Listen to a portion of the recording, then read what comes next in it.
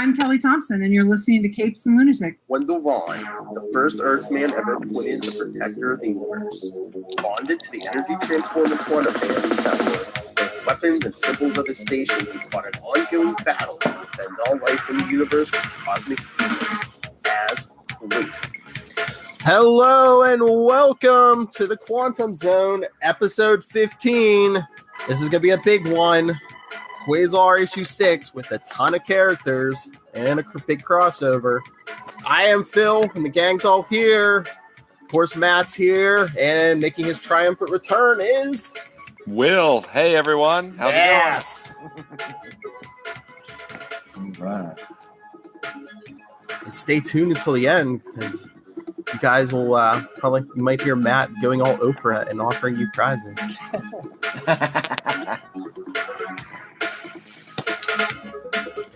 All right, so before we get into the issue, Will, you weren't here last time. How was the convention? It was great. Heroes Con is always a great con. I ran a lot of people through, and there's all kinds of. It's really an artist show, and there are a ton of great artists there.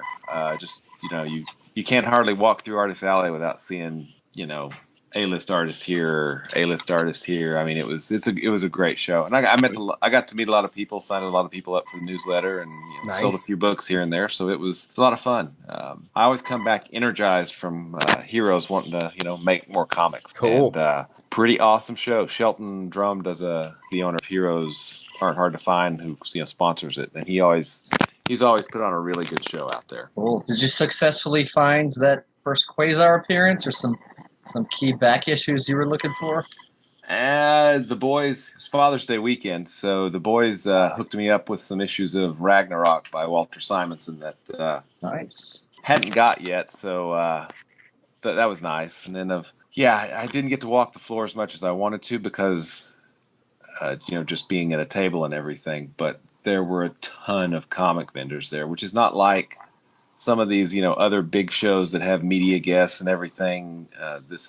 Heroes is all about comics. So nice. I would send the boys out looking for stuff for me occasionally, and they were like, okay, we failed there. We failed. They found some stuff. So that's pretty good. Awesome. All right, so let's get into the issue. Quasar number 6. I'm excited. I am too. I've been wanting to talk Quasar. It's been a while. Flies in a Cathedral. Yeah. Our newest Acts of Vengeance special.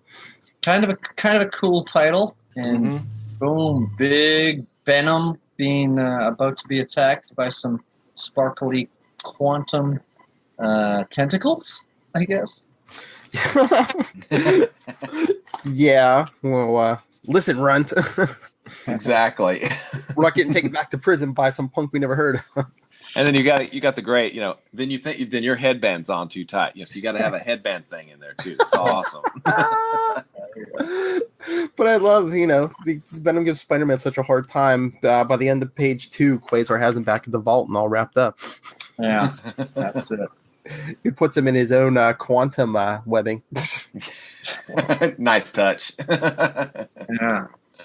This is finally Quasar's really his biggest and easiest victory over a name brand villain. Yep. Villain, yeah, and boom! If you ripped off the first page, you would have no memory of it. I know. Well, I mean, it would have been that simple with the Absorbing Man last issue too, if he hadn't been carrying that adamantium in his pocket. Yeah. True. Which is a really good plan if you're the Absorbing Man. That should be like standard operating procedure. What do you got in your pocket? Well, I got some adamantium. I've got some electricity. I got a lighter. I got all kinds of stuff. Well, yeah. I mean, we were talking about it last episode, Will, and I said, yeah, that Absorbing Man can't keep it in his pants. Yeah. Oh, but I'm bummed. All right. Let's show Will some of the new stuff. All right. So after Quasar wraps up Venom at the vault in Colorado, later that morning on the 12th floor of Four Freedoms Plaza. Nice. Quasar, or should I say Wendell's in at the office late again. And again with the racquetball. She's I was reading this a little bit ago, and I was like, wait a minute. I was like, she keeps mentioning the racquetball. Does she realize she's the one who made up that whole story? Unless he made it up off panel, he never said that to begin with. That was her. Yeah, that looks like that's completely Kayla. I don't understand that. It's just what she wants to believe. You go a little crazy sitting in an office just making lists of office supplies and watering the same plant for 8 hours a day for 4 weeks or whatever. I know. What is she doing in that filing cabinet? They have one client so far. Yeah. Well, you got to keep the file Mm-hmm. in order. Yeah.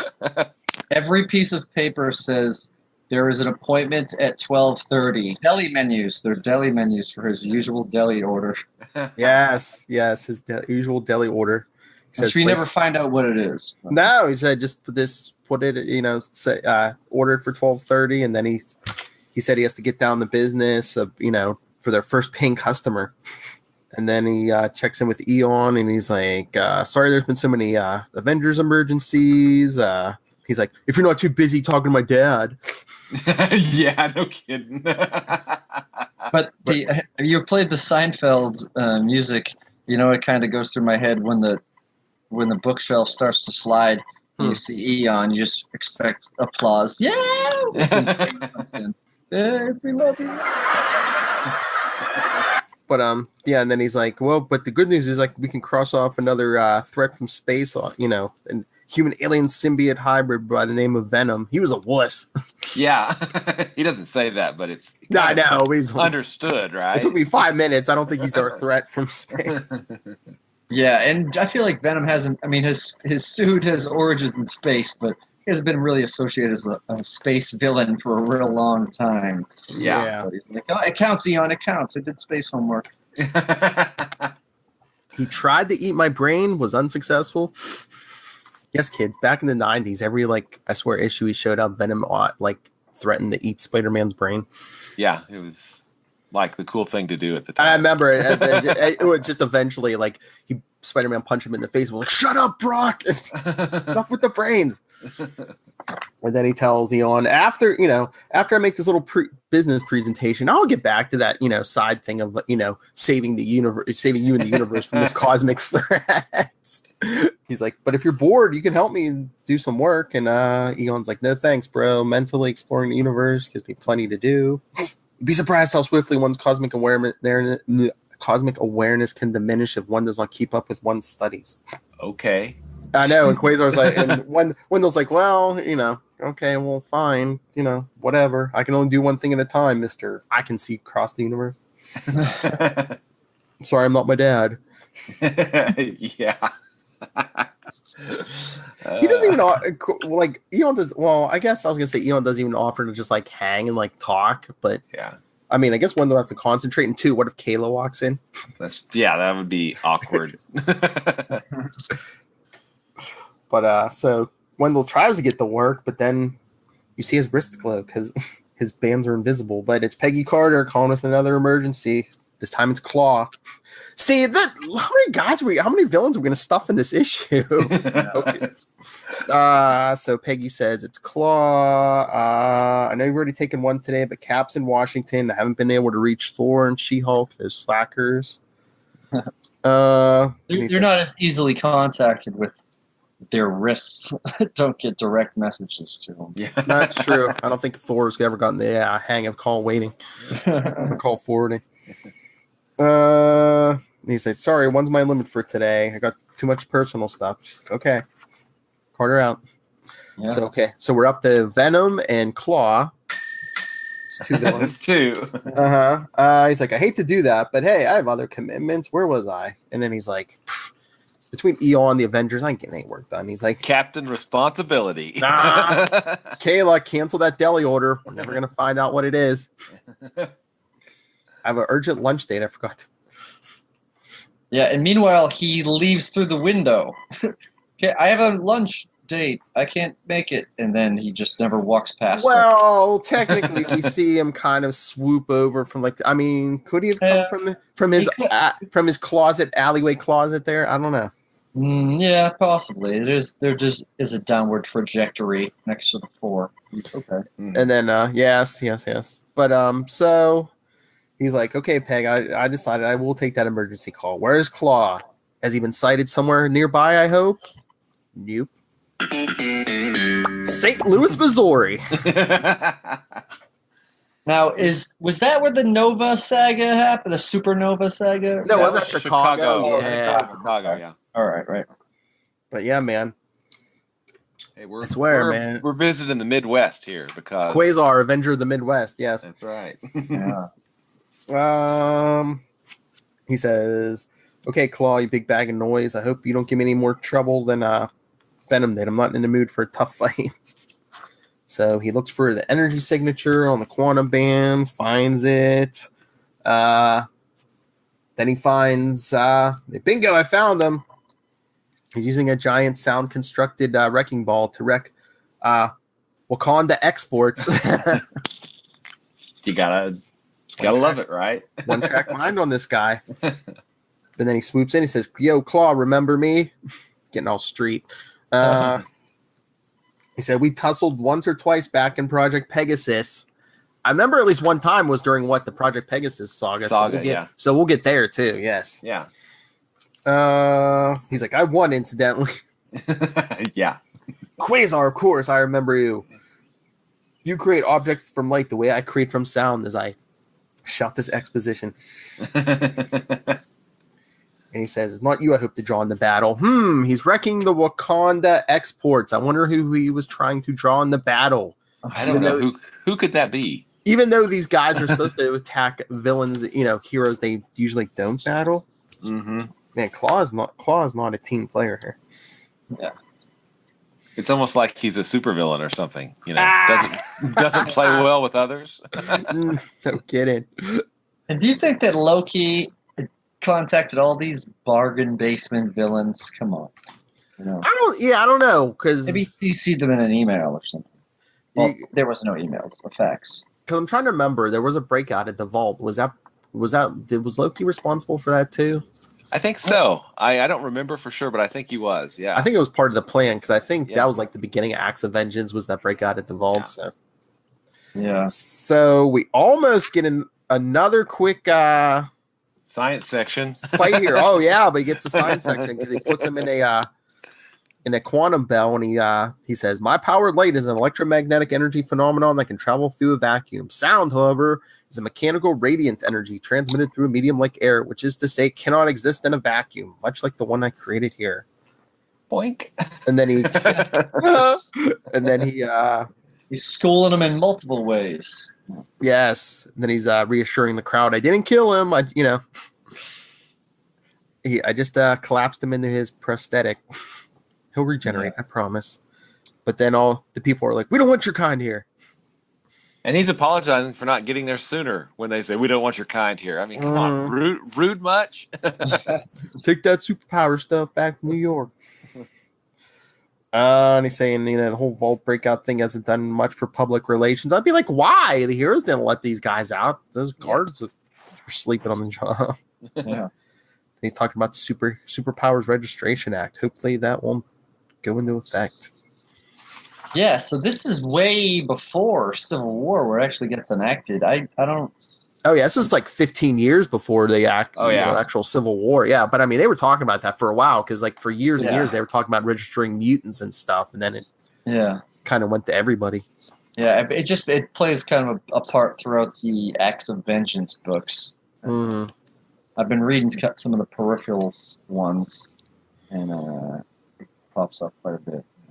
So good old editors note there. As depicted in numerous other titles where acts of vengeance are going on. Oh yeah. Yes. So then Quasar's flying Klaw's device, I guess, back to the vault, and he's saying that was easy. He's like, hopefully I'll be back at my desk by until he gets attacked by lasers, and we see fresh off his appearance in Iron Man 211, the living laser. That's right, we're up to 3. That's 3. Yes. He's like, there's that living laser, an old-time Avengers foe, and he's like, sorry, Klaw's coming with me. Lasers open, Quasar's quantum bubble, Klaw pops out and drops to the ground, and his Quasar said, the fall will mean nothing to his simulated body. But he does give Quasar a pretty scathing nickname. He's been given a lot of nicknames by Oh, yes. villains, but Mr. Glitter. That's Nice. I still love the editor's notes. I miss editor's notes. Yes, so do I. I still look for it when someone mentions something. Even if I know the issue, I'm like, come on. Living Laser was last seen in Iron Man number 211, it looks like. So Yep. An issue I probably have around here somewhere. Yeah, I think I have that, yes. But, I mean, that's... I don't know. It just makes the writers these days seem lazy with, they don't put an editor's note. It's like, oh, you couldn't be bothered to look it up. Mm-hmm. There's this thing out there called the internet. Yes. It's I know. Really easy. So Quasar's trying to blast Living Laser. He keeps missing. He says he's incredibly fast. He's like, well, what if I shoot off with an omnidirectional cascade, in all directions? And he's like, Laser's like, you got me. For all the good it did you. You see, kid, I'm just what my name says, a living laser. When's the last time you could hurt energy? Yeah, but he must have been pretty inactive for a while, because I picked up an Iron Man Cat Acts of Vengeance, and they're at 252 now. Yeah. This was like way before Acts of Vengeance, yeah. Yeah, can't beat energy. So Quasar's trying to bubble him up, but he's still too fast. And then he's like, let me keep this guy busy so he doesn't figure out what I'm up to. And Laser's all mocking him, ha ha ha. I was a scientist before I was transformed. I know things about energy that amateurs like you couldn't begin to understand. And then Living Laser gets all fuzzy and blurry. He's like, what's happening to me? Also, he's a scientist, but he uses the phrase doodads. Yes! That's scientific speak, yes. And Quasar's like, well, Mr. Scientist, I've just located your specific energy signature in my quantum bands, and I'm tapping into you another few seconds, and you'll be... No! Just bye-bye. Laser shoots straight up, yep. Quasar's like, he got away before I could fully vacuum him up. He says, in traveling at the speed of light, he's pretty fast at the slipping away department. But now that I've identified his energy, there's no place he can escape me. So then once he gets out of the atmosphere, he says he can really open up. How far will the Living Laser try to fly to ditch me? He's like, at light speed, it would take him a little over an hour to be way out past Saturn. And he's like, that's assuming he stays in the plane of the solar system. If he were to head straight up, he could. He's like, nah, can't be that frightened of me. Because unless he has homing devices, he could get lost in the interstellar void. He's always considering the environment when he quantum jumps. He doesn't want to put another hole in the ozone layer. Yeah, see, most of the time he says quantum jump, but here on page 14, he says he's going to check the moon. He says, here, I'm going to do a quantum leap. Oh, wow. No, was that on TV at the time, maybe, I think? Maybe, because this was 1990. I'm pretty sure it was. Oh, I think so. Yeah. He should have made a quantum orange vest before he did that. Oh, wait. We got our Living Laser was like a hologram. Okay. So, yeah, he does a quantum jump or a quantum leap, whatever you want to say, this issue. I don't think he's done one since, issue 2? Yeah, I think so. Yeah, I think because right. He's been on Earth the whole, since. Yeah. So he's back out in space since the first time since issue 2. But he jumps to the moon and he says, "Yep, Laser's energy is stronger here." And he says, "Now I have to sneak up on him." He's like, "What the heck is that?" Oh wait, I remember the thing telling me about the blue area of the moon, ruins of an ancient city built by some aliens. But this city looks brand spanking new. Urban renewal? Yes, or more like Inhumans. Then he sees a rundown section, which I believe is the Kree section. And he says he could feel the Laser's energy signature close, and the Laser sees him. He's like, "Oh, crying out loud, he followed me here." He's like, "How am I supposed to camouflage myself? I can't change back into human form anymore." Yeah, suffocate. He's like, "Should I try to outrun him in open space or hide from him?" He's like, "Ooh, what's this? Some kind of structure unlike anything I've ever seen. Feels warm, like the place contains a powerful energy source." He starts digging inside. But whose home is it? The Watcher. Hello, Watu. I believe, and look, he's watching on his view screen. I believe he's reading the first ever digital comic of What If number 9. Volume 2, number 9, yes. Which is, what if the X-Men had died on their first mission? Yeah. The new Or X-Men, he's- right? Well, yeah, it's the original and Oh. all the originals except for Beast and like that. Yeah, that's the new X-Men, like Wolverine, Storm, and everyone. Yeah. So what issue was that story? Was that giant size X-Men? Yeah. Yeah. And they basically, what was the issue after that? X-Men 94, 94, I think. with Count Nefaria. Yeah, because then in this reality, Beast had to put together a new team of X-Men. Oh, but we'll talk about that. So maybe he's watching the first mission and getting ready to ponder the events of the What If episode. maybe. But so we see Uatu reading his digital comics before anyone else. But then elsewhere in the alien citadel, we see what's his name? Ivan Kragoff. We need a ding. He thinks his whole name, yes. The Red Ghost. Is that Number 4. Oh, the Lord. Who, for some reason, his intangibility lets him slip past the Watcher's, all the security systems, and the Watcher senses it's himself. I don't know how, but yeah. He's there to plunder all the alien artifacts. No, Siri, I wasn't asking a question. But yeah, then Red Ghost sees Living Laser. And he's like, wait. He's like, that fool, he'll ruin everything. Which is a common trait amongst the acts of vengeance things. Villains also squabbling. Yes. This is just quite the coincidental acts of vengeance because Red Ghost wasn't a part of it. Yeah, no. He's Russian based. Also, side note, if you're gonna break into anyone's lair, you might as well break into the Watchers. He's not gonna do anything about it. Yeah, that's right.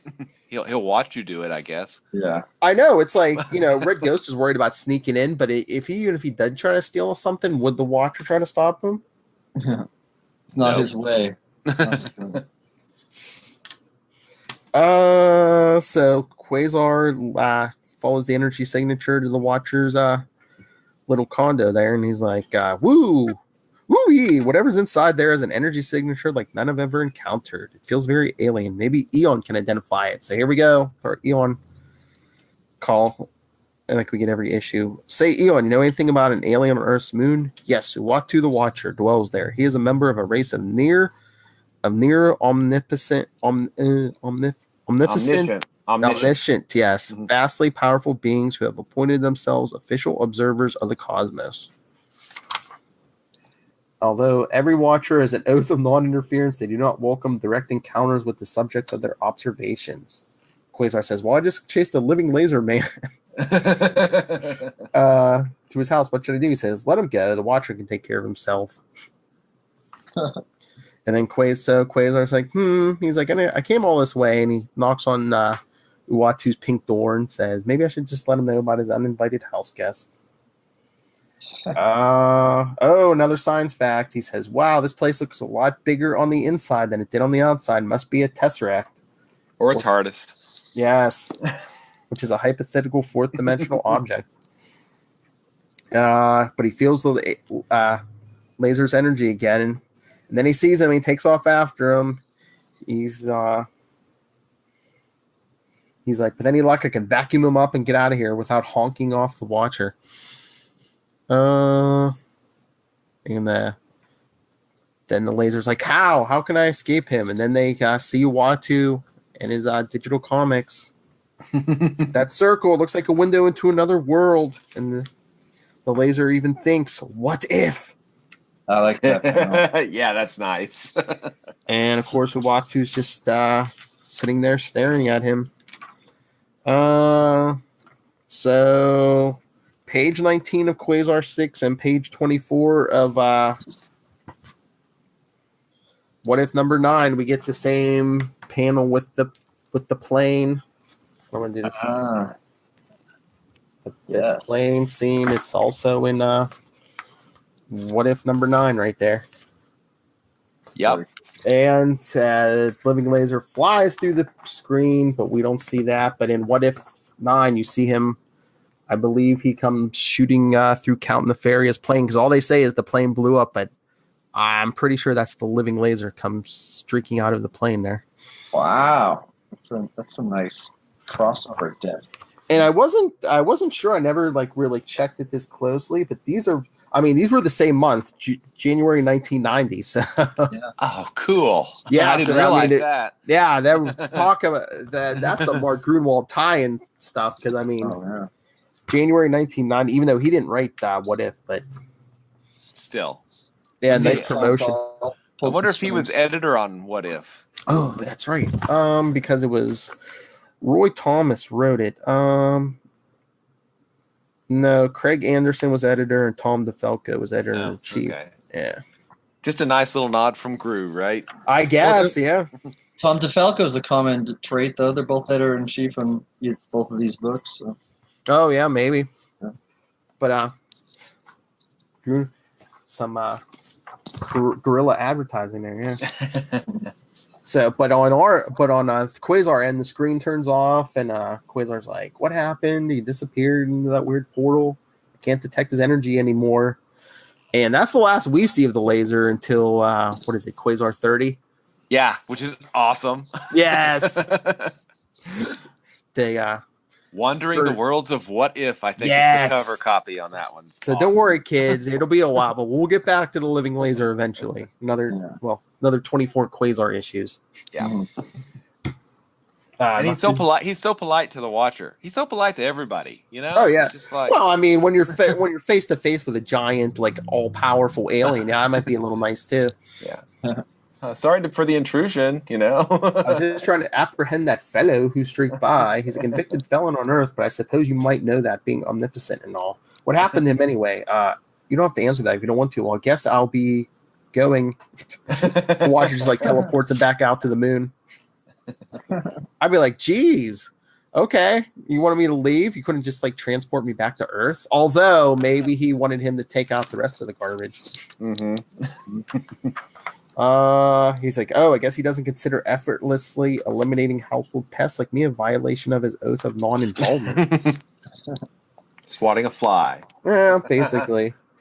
But then Quasar gets tackled on the dark side of the moon. No, it's light side. And then I guess the red ghost is thinking at him very loud. You unmitigated idiot! You ruined everything! If not for you two, the Watcher would never have known enough to expel me from his stronghold. And Quasar's like, who? He's like, I'm shaking my fist at you. Exactly. I'm really, really angry. And then he pulls out his gun and starts shooting at Quasar. He's like, wait, I recognize this guy. He's that Russian scientist who got irradiated by cosmic rays, the red ghost. What's he doing here? And no super apes. Well, I guess it'd be hard to sneak into the Watcher's house with all your super apes. Yeah. If nothing else, the Watcher would be like, what's that smell? And Quasar's even like, I can't ask him anything, since we're outside the artificial atmosphere. Talk about nice guy. Quasar puts a bubble around the red ghost and even gives him some atmosphere. So then he says, Comrade, really buddies up to him. I know, the name's Quasar, Comrade. One of the Avengers, and don't take kindly to be fired upon. And the red ghost is like, you think this force sphere can hold me? And he phases right through it. But he talks outside of the sphere. Which is I know. I know. And I mean, unless that was him talking and then that's weird. Yeah. It's like, I wonder why the lack of air isn't bothering him. Yeah. But he's like, I've got no quarrel with the guy. I don't even know if we Avengers have any jurisdiction over foreign agitators like him. Lots of big words this issue. Very educational issue at this point. But it's like basically, since he's attacking me, I'll run through the electromagnetic spectrum, see if anything stops him. He's like, no low frequency radio waves, nothing. He's like, work my way up to cosmic rays, no go. He's like, sorry, comrade, I can't touch you. I sure don't want you touching me. And the Red Ghost gets the idea, hey, he kept me from stealing stuff from the Watcher, so I'm going to steal those pretty bracelets of his. And then Quasar he phases through a rock, and Quasar tries to smash the whole rock. I don't know what I guess just to find them, because if he's intangible, it's not going to affect him. But he's like, a smash just isn't the same without a sound effect. That's almost a fourth wall break, maybe, kind of ish. Yeah. He's like, where did he go? I already tried that frequency. It didn't work before. Why do I get the feeling this is a setup? And the Red Ghost makes his arms at least intangible to put Quasar in a chokehold. He's like, okay, good. He's like, I ought to be able to sizzle this with some infrared. And he does sizzle his arm, and he goes south again. He knows how to defend the choke. Fight the hands. And Quasar's like, okay, let's get creative here. If I can't find a way to overpower one intangible Russian, how am I going to protect the universe from something really heavy? And I didn't remember this about the Red Ghost. He goes, I managed to touch his bands of power. Anything I've touched, I can make intangible, which he does. And Quasar's like, what? My aura. And he crashes to the ground. In a nice 3-panel sequence, which is kind of cool, Yes. And he says, it is as I hoped. The youth needed to keep in physical contact with his weapons to maintain his artificial atmosphere. He is dead and his weapons are mine. And he's like, odd that his wrist rings remained on his arms after I dematerialized them. They should have drifted away in the moon's lesser gravity. Oh, you're in for a treat now, Red Ghost. He's like, I could touch what I make intangible when I'm in a similar state, but I cannot remove them. Perhaps if I become partially tangible, I can survive in a vacuum for a few moments. And that's when Quasar sucker punches him. Like 4 quantum fists. Knocks him out, bubbles him up, and he's like, apparently, I guess he just found this out. No matter what anyone does to the quantum bands, I still won't maintain my mental interface with them. So that's cool. Even if they're intangible, you can't take. Even if you make them intangible, you still can't take them off. And they are on the arms no matter what. Yeah. Well, unless you cut them off, and well, we'll get there. We'll get there. But yeah. So he said, I felt him monkeying with their intangibility, so I shifted my energy aura beyond the visible spectrum. So see, I mean, continuity. I guess he can probably change the color of his flight trail because he can make it invisible. Why not? Yeah. Maybe he just wanted it pink for those Avengers issues. Yeah. Show off. I mean, Grunwald likes to do a little backtracking and clearing up for past mistakes and bringing back the character. So maybe Grunwald was throwing out bait for no prize. He's like, okay, guys, explain the green paint, explain the yellow. I gave you enough help. Quasar actually makes. This is in Star Masters. He actually makes some things that aren't glowing yellow. He changes their colors. If I remember it right, it's been a long time since I read those Star Masters issues. So it's when they're fighting. They're fighting that alien overlord guy, and they have to impersonate him or something weird. I can't remember exactly what it is. I'll have to look that up. I haven't looked at those issues in literally decades. Yeah, me neither. I mean, we'll get there too, but I think that's like towards the end of our list. So. Oh yeah, that's near the end of. Well, that's post Quasar 60. Yeah, I was gonna say that's past all his solo issues. Yeah. So Quasar has the ghost bubbled up. He's like, let me dip in the blue area of the moon because both their air's getting low, and he's like, let me get Red Ghost back to Earth before he wakes up and slips out of the bubble. Although if he's off the moon, is the Red Ghost really going to slip out so he can just like float? Yeah, what's he going to do? Space? I don't think so. He's like, let me check if there's any outstanding warrants on him. If not, I'll probably just drop him in Russia and hope he behaves himself. Yeah. Good plan. He's like thinking about his strange first trip to the moon. But I'll come back sometime when I don't have pressing business. And then the issue ends with him doing his another quantum jump. He's like, okay, Mr. Watcher, watch this. And quantum. And the Watcher's face is in the moon, which is pretty awesome. Yeah. He's the old man in the moon. So what's our total here? Do we have, 4 villains? I believe so. So Venom. Do we count, what is it? Krakatoa, or whatever the name was from the... I mean, he doesn't really show up. He's I mean, he's basically just on the view screen, but I mean... that's still... I mean, we got 4 villains. I think that's still pretty impressive. Enough. Yeah. For a Quasar, yeah. Yeah. I mean, Grunwald really wanted to axe of vengeance this thing. He axed it all up, didn't he? I mean, Venom, Klaw, Living Laser... Red Claw, Living Laser, Red Ghost. I guess that's all the villains. We got the Watcher too, but he's not a villain. Yeah. So I was trying to see. And in the next page, we've got a science section.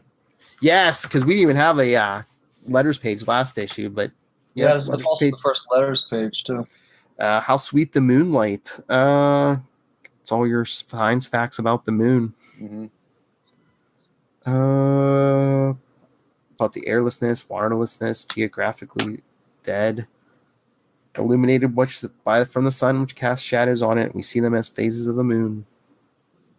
And then it says the Earth and Moon in the upper left and right corners are drawn to their correct size and distance. So the Earth on the left-hand side of the panel, and then the Moon over there on the right-hand side. That's distance and size. Yeah, there's no writer who's doing that today. Yeah, that's just cool as heck. I know. Oh my lord! Remember we were talking about how long it took like letters to hit the letters pages back in these days, like when you had to mail stuff in and stuff. This letters page is talking about Quasar number 1. Yeah, this is issue 6. And they're like, Quasar 1 was great. Hey, and Mike, and I love this last letter here. I was just rereading it. My congratulations. Quasar is the first comic I have read that did not explain what S.H.I.E.L.D. stood for in a footnote. Even Grunwald was like, I ain't going there. Yeah, he goes, okay, Ryan. Thanks, Ryan. Supreme Headquarters International Espionage Law Enforcement Division. Sorry. So there you go. Now it's there. and the end of his letter, it's like, let's see more of Quasar's dad. Harsh, very harsh. I'm like, holy crap, man. It's like, I mean, we didn't have the internet back then, so I'm like, I guess people were like, somebody was going to try to start like a Gilbert Vaughn fan club or something. Now, I have not watched Agents of S.H.I.E.L.D. much, but I believe they referenced a Dr. Gilbert Vaughn in like the first season of Agents of S.H.I.E.L.D., didn't they? I'm trying to remember. Yeah, they did. I can't remember where or when, but yeah, they just they threw out the mention that was it. That's what I was going to say. I'm like, they're going to put him in a movie or something, put him on Agents of TV. Yeah. Agents of S.H.I.E.L.D.'s only getting one more season, like a short season, but dude, Netflix, come on. Something. That'd be nice. Yes, it would. And the letter above that, there's someone that he hopes that Quasar's book lasts longer than the other Project Pegasus buddies. Thing had 36 issues, and Black Goliath only had 5. So we made it past all those. Yep. Absolutely. Yeah, because the Thing got canceled at 36, right? And he was the Thing series was kind of the successor to the Marvel 2-in-1 series, I think, if I remember right. Yeah. Yeah, I believe so. Yeah. Yeah, because it's pretty much the Thing was in every Marvel 2-in-1 almost. Yeah.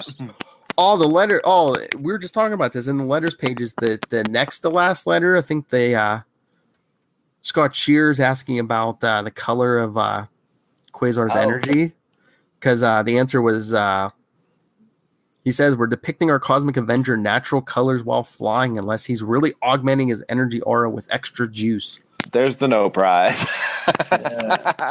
Well, I think the question was, you can see his whole costume, unless sometimes it's just like, he looks all yellow. Mm-hmm. Now, I looked ahead 5 issues to see if there was any letters commenting on this particular issue. Yes. And there is not, actually. There are letters in, I think it's the 13th book or 11th, I forget. But the Excalibur one, they talk about episode, or here I go again. Episodes. I got the Seinfeld in my head. Issues 4 and 5. And then the next issue talks about issue 7 right after that. So 6 kind of got lost in the shuffle in terms of feedback. Maybe there was just a lot of angry letters about the false Venom advertising that they just didn't maybe. want to publish. Yeah. What is that, like the third or fourth appearance of Venom? I mean, it's a really early appearance of him. 90. Oh, he was probably... Oh, yeah, this was like the heyday of Venom. I mean, if he was around, it might have been like a year or two, but... I mean, if he's already escaped from the vault a few times, I don't know. Yeah. But they didn't even mention all the villains on the cover, because it doesn't mention Klaw. Yeah, I think Claw's the only one that's not mentioned, but I think the first time I read this, I was like, oh, yeah, Claw's in this. They didn't mention him on the cover. Yeah. Here, I was going to say, we'll see who... Appearances of Venom. Yeah. Huh. Now that just tells me Acts of Vengeance tie-in. Got an Overstreet around here somewhere, but... let me see. Wikipedia. His first full appearance, Amazing Spider-Man 300, was May 1988. Okay. So they've been around for a little while. Yeah. So, like, I mean, well, this was like January 90, so yeah, like a year and a half. Yeah. And he was, if I remember right, he kind of showed up, messed with Spider-Man, and then went away for quite a while. And then he was brought back, I guess, a year later or so. It seems like it seemed like for a while there was like, it was like an annual thing to bring Venom in, because it was like, that was Amazing Spider-Man 300, and I think he showed up again in like 316 or something, and then after that it was like he showed up like after Acts of Vengeance, it was like 332 or something. Yeah, did Spidey fight him as Cosmic Spidey? No. Okay. Yeah, it was all guys he hadn't fought before, like Graviton and Cosmic, superpower hitters, and he's just like, yeah, whatever, I got it. Magneto, the Grey Hulk. Yeah, doesn't he punch the Hulk into orbit? Yes. McFarlane artwork too, man. I'd forgotten about that. Yes. Spoilers, it's Captain Universe power. Sorry, the Enigma Force? No, what's it called? And I think it's the Enigma. I don't know why you call it the Enigma Force, but yeah. But apparently it's strong stuff. And I have a Web of Spider-Man Acts of Vengeance where he fights Dragon Man. And the top of it says the non-mutant cosmic superhero. That's right. They joked a lot about that at the time. Yeah. Oh yeah, and the last one before he lost those powers, he fought like a Sentinel. Yeah, it was just crazy. And then, they team up. Is it 2 issues? Quasar number 8 or 9? No, 7. 7. So next issue. Yes. Next episode we're gonna do Marvel Team Up 113, their first encounter, and then after that we'll do Quasar 7. Cool. We got back-to-back Spideys coming up. Oh, so do you want to do this giveaway, Matt? Yeah, we'll do it. What do we want to do? Let's announce it here. Do we want feedback? Do we want like emails or how about this? If anybody leaves, you could email us if that's easier for you, but if you leave an email type of text, a comment, a question as an iTunes review, we will check the iTunes review and then just email us that you wrote the review, and I will mail you a copy of the issue that we're talking about next week, the first Marvel team up with Spider-Man and Quasar, because there's a great comic book shop that I frequent, that I tried to go to today but was closed, that I'll be going to tomorrow, and they for some reason had like 8 copies, so I'm going to limit this to the first 8 people that write reviews. And hopefully I send out all 8, but I have some stamps burning a hole in my pocket. And That's right. That's right, people. All this could be yours. Nice. Hey, it's from 1981. I mean, that's nothing to sneeze at.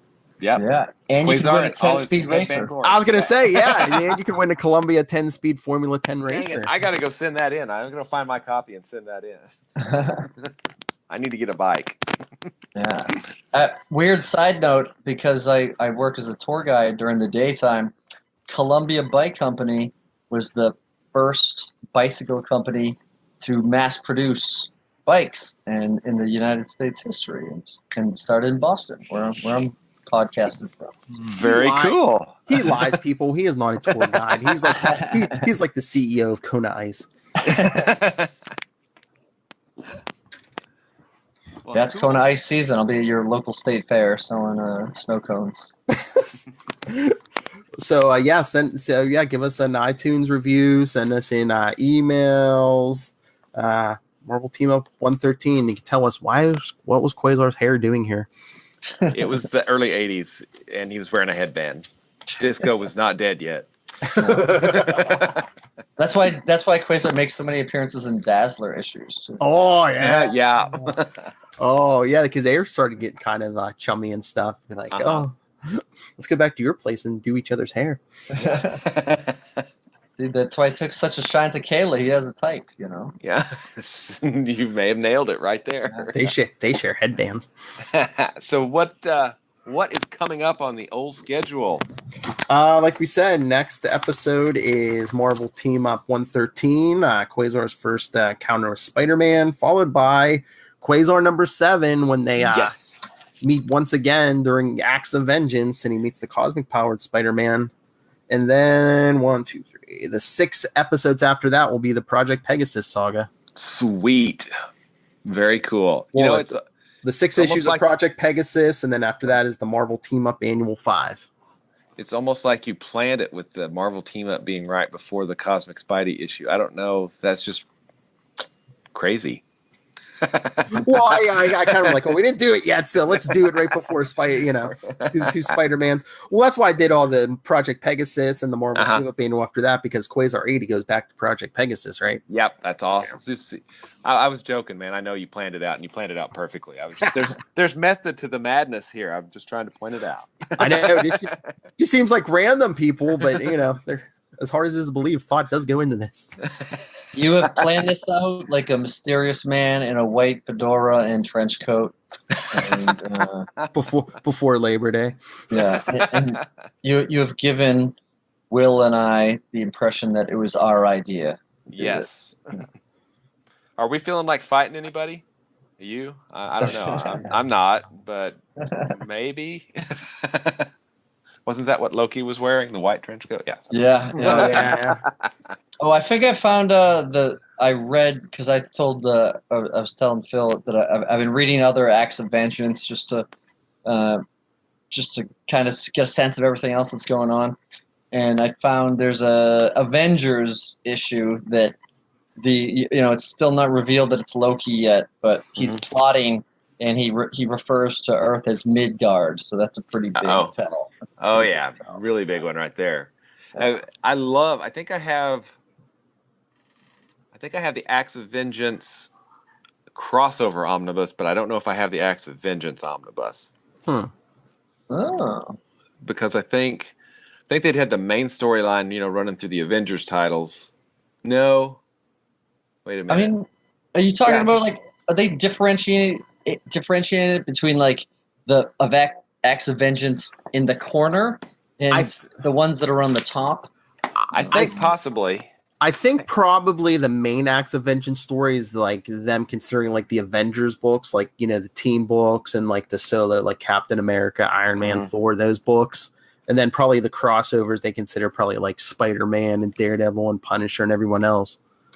Yeah, that makes sense, because the ones that have just the corner or that I have are Spider-Man, Alpha Flight, and Punisher. What's weird, I'm trying to remember because it's not sitting in front of me. I think Quasar 7 doesn't have any Acts of Vengeance like written on the cover, but meanwhile it obviously is because Spider-Man still has his cosmic powers. Exactly, yeah. And I have to I don't have a copy of this. I may have a copy of this poster somewhere, but one of the promo pieces, I can't show it, I've got it on my screen here, but one of the promo pieces for Acts of Vengeance was the villain's feet, a kind of a white circle on the ground, and you had like a busted Iron Man helmet. Yes! Shield busted. You had a quantum band there, busted up and broken. Hawkeye's bow. I love that cover. I mean, I love that image. And I think it only ever showed up as an ad. Yeah, I think so. I put up that graphic when we did Avengers 311, that and the cover for Avengers 311 for the episode. Yeah. Cool. Yeah. But I remember seeing that in back of books. But yeah, that's the only place I remember seeing is as an ad in like backs of books. Yeah, that's where I saw it too. I must have been the back of 310. Yeah. There was a couple books. I think even like non-Avengers books they promoted. But I checked. There's no X of Vengeance on Quasar 7, so you're correct. No. Yeah. But he has the cosmic powers. And then 8 is absolutely the last Secret Wars tie-in. Is that it? Yeah, until a couple years later when like Deadpool did one. Yeah, exactly. But is there any like actual Quasar posters, Will? Let's see. They were advertising some new series, and Quasar shows up on one. Okay. Hang on a sec. But is there any just of Quasar? I don't think so. Let me check. I've got these on the Quantum Zone, so let's take a look real quick. Check out Will's website, Quantum Zone. Okay, poster-wise, he is on... Okay, so that's the Acts of Vengeance promotional poster. I consider that Quasar because it's got a quantum band on it. Okay. Oh, that's an actual poster? Yeah, I guess it was a promo poster that went to comic shops, I think. Okay. He's on the Atlantis Attacks promotional poster because he's on some of the covers that it reprints. Oh, yeah. I'm pretty nuts about this. So he's on the Avengers 30th anniversary poster by George Perez, which is awesome. Is that the one? It's like that like two-page from what is it, Avengers 305, whatever that first Lava Men issue we did. No, this is actually specifically for this poster. It has the Wasp in every costume going around the edge of it. Oh yeah, okay. I think I know what you're talking about. Yeah. And then let's see. When they were doing Avengers Classic, reprinting the Avengers, Art Adams did the covers.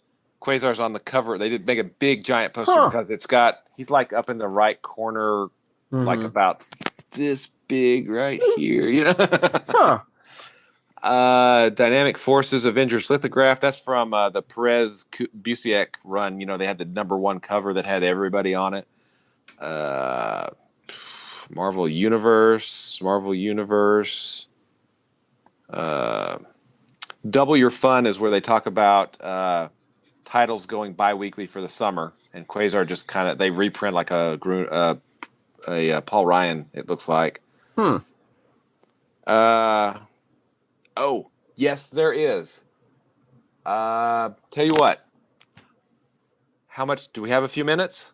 I can rummage around here because this is actually a poster that I'm extremely... Actually, I see it right now. 1 second. I'll be right back. All right, yeah. So, did you have any Marvel posters in your room, like big ones that you'd buy at? Like I said, I had that one. It was the one that was that 2-page spread from that Avengers issue we did. Mm-hmm. Yeah, that's a good one. This I found on eBay, and I love this because this is one of my favorite Quasar stories. Right? This is the nice. Ad. Who watches the Watchers die? I want that. Search eBay. I've seen a few of them listed every now and then. Oh. I'll watch out for them too if I see another one. But this is, it's got the Steve Lytle cover, it's got the McFarlane cover, the Mignola cover, and the Jim Lee cover on there in black and white. I mean, I love this. This is my wedding anniversary is coming up. I'm way fast. Okay. What I want, I should be like, hey, I want that Quasar poster Will has. One of my hopes one of these days is to actually get images of all these posters and link them on the Quantum Zone, but it's way down my list of things to do. But unfortunately, no, that's really the only dedicated Quasar poster that I know of is that one right there. So, and All it's a lot of reprint. Before I forget, because I will forget, one last question before we go. I was thinking about this. Do you know is there any way to contact Mark Grunwald's family? I'd love to interview them. That would be awesome. Yes. Tell you what, I might have a way to get in touch with him through a friend. Mm-hmm. Let me give him a call and see. So Cool. Let me put that on my note of things to do. Nice. Because Please. that would be. I think his daughter. I don't know. There's a Jen Grunwald that works in comics, but I don't know. I don't think that's his daughter. Yeah, I've heard the name, but I wasn't sure if that was a relation or not. All right, I've got it. It's in my to-do list now. I'll see what I can do. All right. All right. So should we get out of here? Sounds good to me. All right. Remember, everyone, next episode, Marvel Team Up 113. And if you want a copy of your own, you know what to do. Yes. Like I said, our own Oprah, Matt himself. You get a quantum band, and you get a quantum band. No, you get a Marvel Team Up 113. You get a Marvel Team Up 113. Yeah, I'm not even going to mail it. I'm going to just take your address, go to your house, and put it under your chair. That's not creepy at all. He's got he's got the big beard. He's not Santa, he's not Santa, but he's close. As long as you don't live in the teen section of the Boston Public Library, I can go in.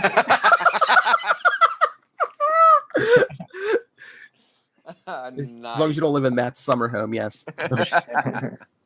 All right, everyone. Again, send us your thoughts. capesandlunatics@gmail.com, facebook.com/quantumzonepod, @quantumzonepod on Twitter, and @CL Sidekicks on Twitter. We're even on Instagram.